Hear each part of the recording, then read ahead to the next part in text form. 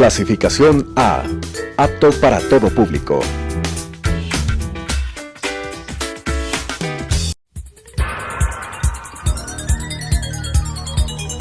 Las opiniones vertidas en este espacio por la producción y dirección del programa son de exclusiva responsabilidad de sus autores y de quienes intervienen en ellos.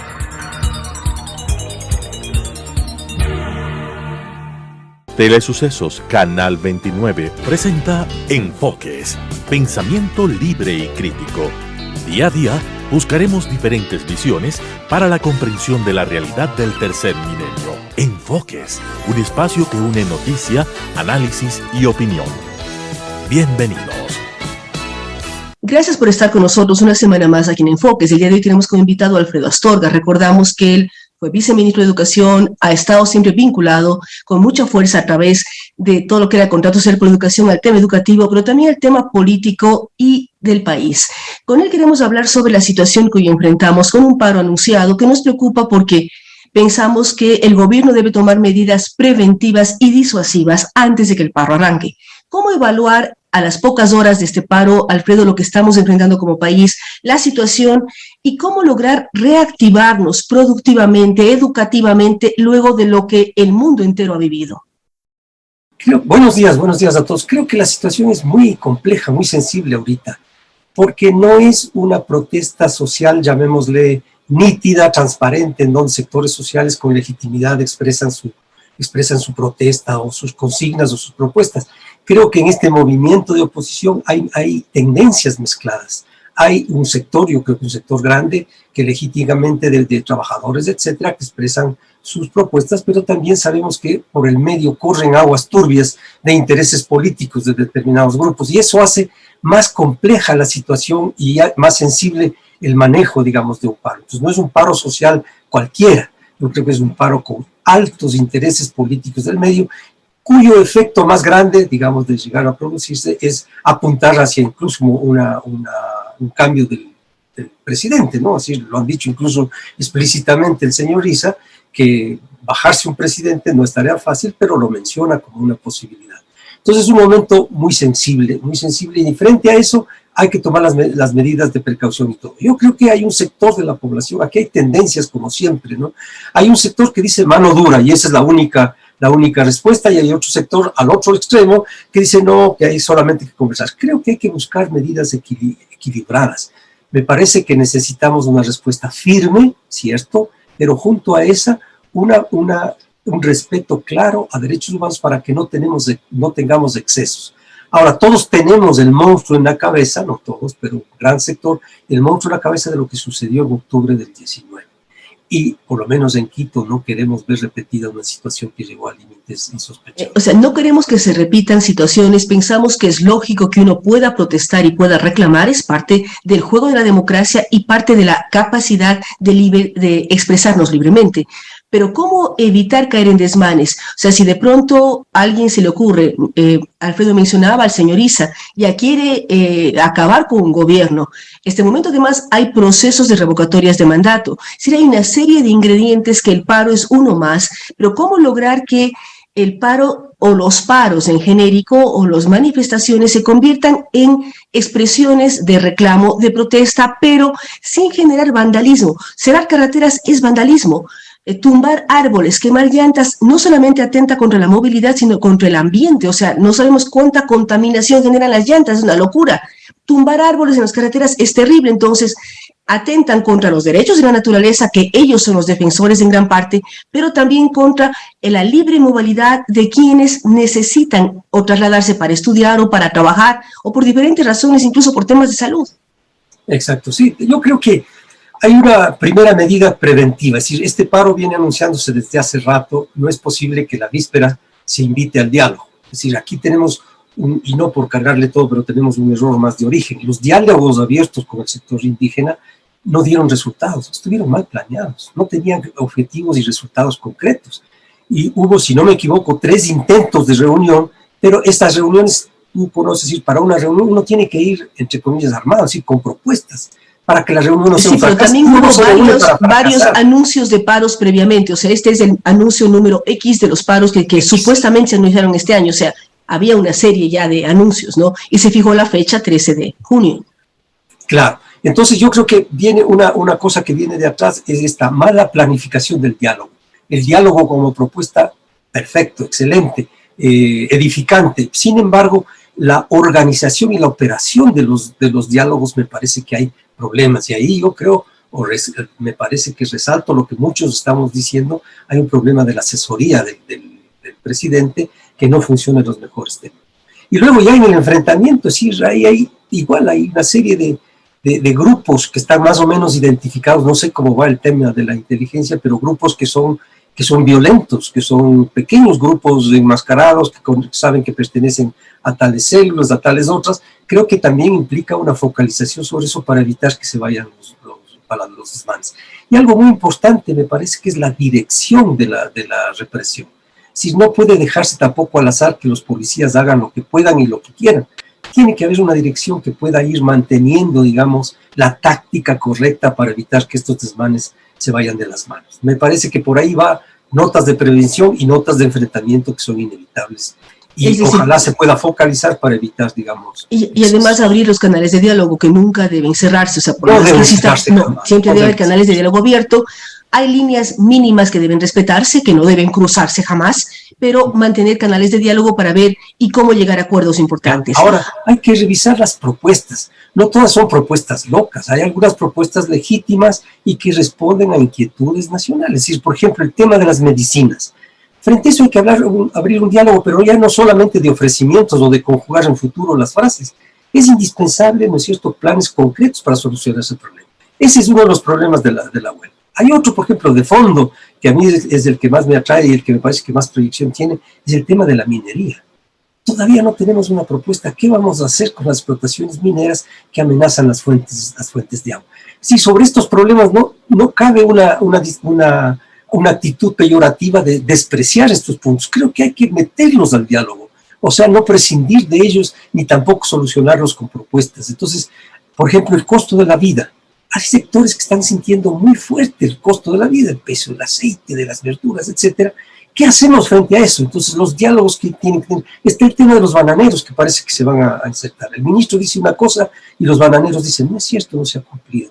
Entonces, yo creo que hay que manejar esas propuestas, algunas diferirlas, otras relacionarlas con otras, pero también hay que atender, y eso yo creo que es parte también de la sensibilidad de un gobierno, cuál es esa agenda de la propuesta y cuáles de estos puntos pueden ser dialogados, solucionados a corto plazo y cuáles pueden ser diferidos o pateados un poquito para adelante. El costo de la vida es complejo, es uno de los temas fundamentales, el acceso a las medicinas, pero también hay que ser conscientes de lo que pasa en el mundo. O sea, en Estados Unidos, como ejemplo, está con la inflación más grande de los últimos 50 años, está con el 8% de inflación. ¿Nos afecta? Nos afecta. Y además hay problemas para ubicar productos ecuatorianos como el propio banano. Es decir, hay una suma de elementos. Ahora, Alfredo, en la parte de distinto carácter, ¿verdad? Son elementos de distinto carácter. Son de distinto carácter, pero todos al final confluyen en problemática de acceso a ciertos alimentos. El tema de los aceites, Alfredo lo ha tocado. Nosotros no producimos semilla de girasol, la traemos y la traíamos de Ucrania. Es así, hay una serie de cosas. Entonces, ir comprendiendo qué está pasando, pero el gobierno dar ciertas directrices y también negociar. Si hay tan buena relación con Estados Unidos, pensamos que es positivo, ¿por qué no hacer que Estados Unidos nos busque alternativas de mercados? Entonces, ahí uno puede ir moviendo cosas. Hay posibilidad, entonces, real de dialogar sobre temas tan complejos como estos. Porque a la gente de la calle no le dices, mire, es que hay un problema con Ucrania, etcétera. Esta gente lo siente en la piel todos los días. Entonces necesita la apertura de estos canales como los que tú mencionas para empezar a buscar soluciones sobre estos tipos de problemas. Y a lo mejor hay otros que hay que esperar un poco. A lo mejor necesitan una ley, a lo mejor necesitan otras cosas, pero no es tan sencillo, no es tan sencillo tampoco, ¿no? No es tan sencillo. Ahora, ¿qué hacer en la parte educativa? Hubo mucha incertidumbre, ya hay incertidumbre entre ayer y hoy sobre ¿debemos mandar a los chicos a clases? No debemos. Las universidades, las más importantes de la ciudad capital, decidieron no tener clase y hacerlo presencialmente, sino a distancia. ¿Qué deberían hacer las autoridades educativas? Porque no es solamente es precautelar la tranquilidad, la seguridad de los niños, los jóvenes, de los padres de familia. ¿Qué deberían y con qué tiempo deben tomarse ciertas medidas? Ya sé que estamos sobre el paro, pero ¿qué debían hacer antes? Yo creo que ahí hay una lectura política errada. Es decir, están queriendo solucionar el tema de las clases desde la política y no desde la vida de los chicos. Es decir, eso es primero. En un momento de protestas de este calibre, al menos como están anunciadas, el tema de seguridad de los chicos, el tema de movilidad de los chicos, se convierte en prioridad número uno y por lo mismo en riesgo número uno de seguridad. Frente a eso, si hablamos tanto incluso del interés superior del niño, no cabe una lectura política que diga, no, si yo suprimo las clases, estoy dándoles razón, les estoy creando más imagen y más protagonismo a los indígenas o a la gente que está protestando. No, yo creo que hay medidas que necesitan tomarse aún a riesgo de exagerar la precaución. Y esta es una de las medidas, el tema educación. Viernes por la tarde, viernes por la noche, debíamos tener ya una señal segura. Como ha habido vacío de esta información, se ha filtrado una serie de informaciones falsas. No sé si tú has visto en las redes sociales anuncios de supresión de las clases cuando son falsas. Pero frente a eso solo había silencio. El día de ayer, a la noche, recién nos comunican que las clases presenciales van, cuando incluso algunas escuelas ya estaban por tomar la decisión de suprimirlas. ¿Qué es lo que está pasando? Muchos padres de familia van a evitar que vayan sus hijos lunes y martes por lo menos y de ahí a reevaluar. Entonces, yo creo que en estos casos no pasa nada.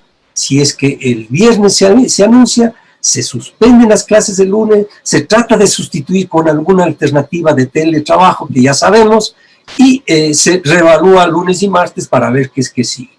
Esto del riesgo de los chicos es prioridad número uno, me parece a mí, más que el mensaje político que quiero yo dar de firmeza y de lo demás. Y además tenemos ya canales abiertos, o sea, la pandemia sí nos permitió que todos tengamos listos sistemas para poder recibir clase a distancia, entonces habría que aprovecharlo. Además es verdad, hay un contagio muy alto de COVID en los últimos días. Entonces, ¿por qué no aprovechar ciertas experiencias que ya las tenemos para dar tranquilidad a padres y a niños y a maestros también? Claro, por supuesto. Por eso me parece a mí que hay una lectura más bien y un manejo más político que de derechos humanos, por decirlo así, del derecho a la educación, de la precautelización, de precautelar la salud y la seguridad. Me parece que eso quedó de lado y el mensaje político de firmeza de que aquí no pasa nada es el que se ha impuesto erróneamente. Ahora, Alfredo, con experiencia suya, ¿cómo lograr desbloquear el diálogo, generar apertura y que sea un diálogo efectivo que ayude a que el país avance? O sea, estamos viviendo una reactivación productiva, nos cuesta muchísimo, indudablemente, el volver a tener las cifras de los años pasados y volver a nivelar temas de empleo, temas de seguridad. ¿Cómo lograr un diálogo positivo desbloqueando las barreras que se han dado hasta el momento? Bueno, yo creo que el diálogo, cuando hay posiciones encontradas, siempre es complejo. Sin duda no es una tarea fácil, digamos, el armar, digamos, relaciones y ambientes de diálogo. Pero creo que es muy importante. Además tenemos un problema, que la palabra y el exhorto permanente al diálogo se va agotando. La gente también se va cansando de que siempre a todos decimos diálogo, diálogo, diálogo. Yo creo que al diálogo hay que ir con propuestas, con apertura, pero con propuestas. Hay que planear bien los diálogos. No es solamente sentarse y escucharse, sino poner sobre la mesa soluciones de diferente asunto. Yo creo que por ahí hemos tenido fallas desde los distintos sectores. Dialoguemos, nos sentamos, nos contamos los unos a los otros, casi no nos escuchamos, simplemente proponemos y terminamos muchas veces con las reuniones en donde ni siquiera sabemos qué hemos acordado y qué no hemos acordado. Entonces me parece que hay una política de diálogo que tiene que ser bien establecida, diálogo con tal persona, estas son nuestras propuestas, hasta acá podemos abrirnos, escuchemos, etc. Me parece que eso es una actividad que precisa planificación y sensibilidad. En todos los procesos que estamos conversando en este espacio, Alfredo, ¿cómo generar que también todos aprendamos de experiencias pasadas? Tenemos el fantasma de octubre del 2019, quienes vivimos en Quito, de más fuerza. O sea, yo recuerdo haber visto la Contraloría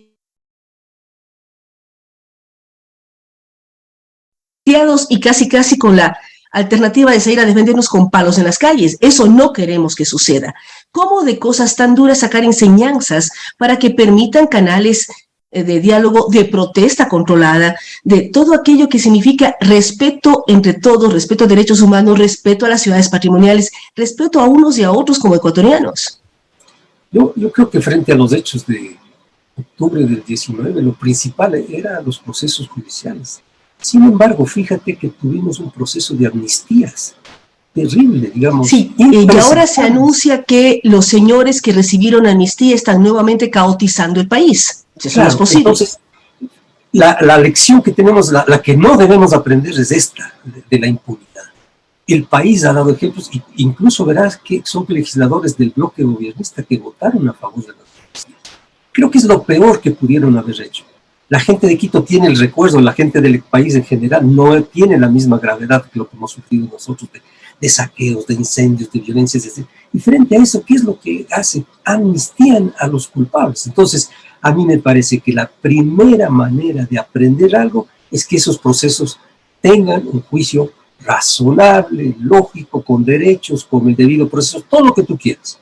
Pero ocasionar de eso un elemento para la amnistía creo que fue el peor.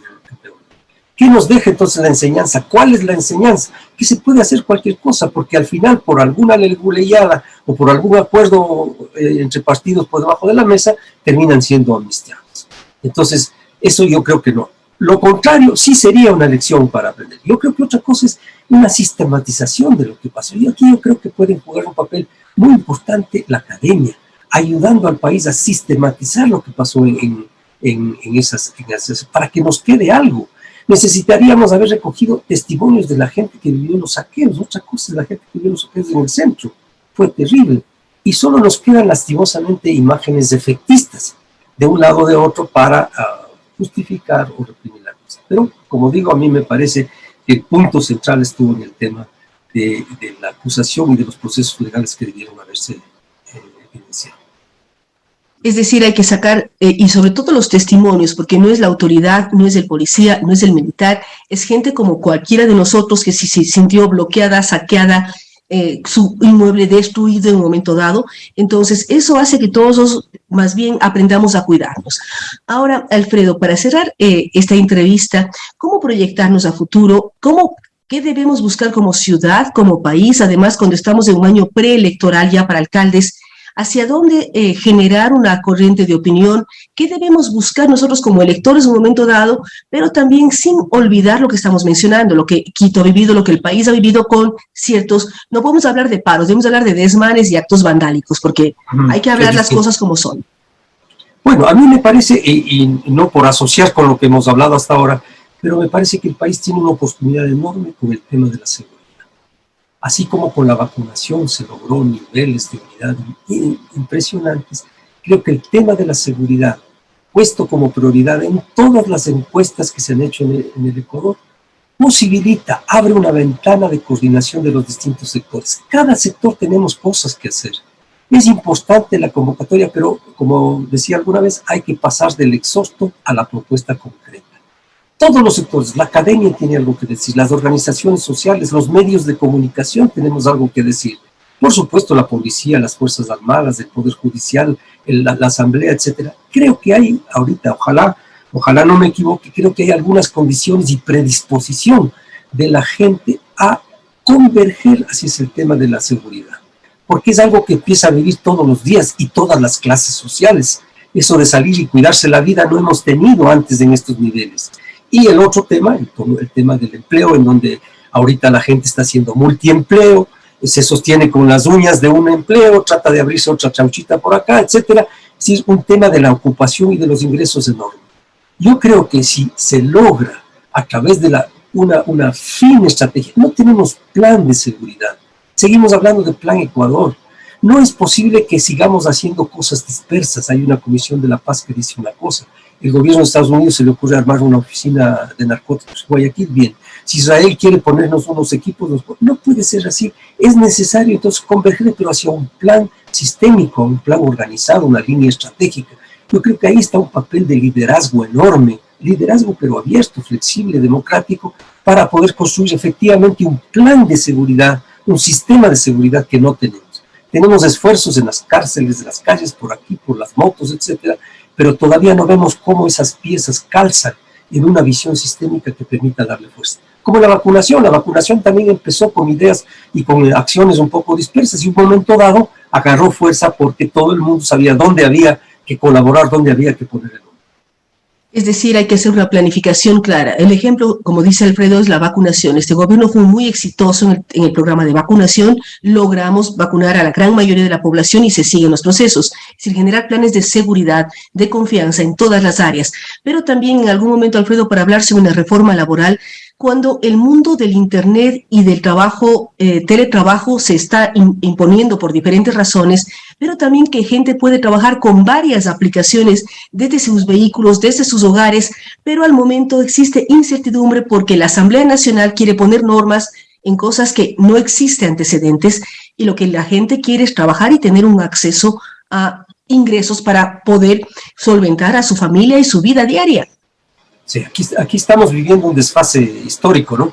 Es decir, el mundo está cambiado, el tipo de trabajo está muy cambiado y nosotros seguimos con una legislación de hace 50, 60 años. Entonces, de empezar a compaginar, ¿no es cierto?, las formas que presentan, las características sociales que presenta el mundo con las propuestas que hacemos, eso es fundamental. Hay algunos que están anclados en el pasado y no quieren ceder de lo que fue el antiguo, exitoso en un momento, Código del Trabajo. Pero ahora las formas son muy diferentes. Pero volviendo, como te decía, al caso, me parece que para agarrar un tema concentrador, no podemos trabajar en 10 temas concentradores. Tal vez el uno es seguridad y el otro es empleo, eso es lo que dicen las encuestas. Sobre eso, ¿qué respondemos? Sobre eso, ¿qué responde el país? Pero no solamente que exige, porque fíjate el fracaso fue la reunión con los gobiernos locales. Se convoca a todos y todo, pero igual ahí faltaba planificación, olfato político, un poco más de pericia política también. Se desperdició un poco. Yo creo que al país ya no le queda mucho tiempo. Y entonces hay que aprovechar, decir, fíjate cómo se va, el primer año se nos fue de las manos. ¿Qué elecciones nos dejó? No sabemos, pero nos queda, no queda mucho tiempo, y no me refiero solamente a un periodo de un presidente, sino a las situaciones que estamos viviendo en el país. Entonces me parece que la urgencia es ubicar uno o dos ejes concentradores del país, que no significa dejar de lado los otros, como por ejemplo la mayoría de puntos de la agenda social que ahora se está planteando en las movilizaciones, pero que hagan que el país se movilice en relación a algún objetivo estratégico integral, digamos, y que va teniendo sus ramificaciones. Así es, queremos agradecer a Alfredo Astorga, hacemos eco de lo que él dice, hagamos que el país se movilice con un tema central que nos unifique a todos, nos identifique a todos y demuestre que como ecuatorianos queremos trabajar en equipo, que a veces nos falta esta identidad y esta unidad de trabajo como ecuatorianos para un país que tenga futuro, que tenga proyecciones y que genere trabajo, educación, salud, seguridad para cada uno de nosotros. Así es que nuevamente gracias a Alfredo Astorga y a ustedes que nos han acompañado el día de hoy. En Telesucesos tendrán también información sobre lo que está pasando en el paro. Esperamos que se vayan controlando las manifestaciones. Es justo un reclamo, no lo negamos, pero hay que actuar con cuidado, con mesura, con respeto y que los paros no generen desmanes. Gracias nuevamente a ustedes que nos han acompañado un día más aquí en Enfoques. Nos vemos en una semana más. Las opiniones vertidas en este espacio por la producción y dirección del programa son de exclusiva responsabilidad de sus autores y de quienes intervienen en ellos.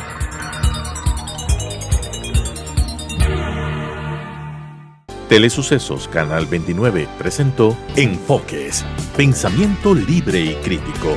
Día a día buscaremos diferentes visiones para la comprensión de la realidad del tercer milenio. Enfoques, un espacio que une noticia, análisis y opinión.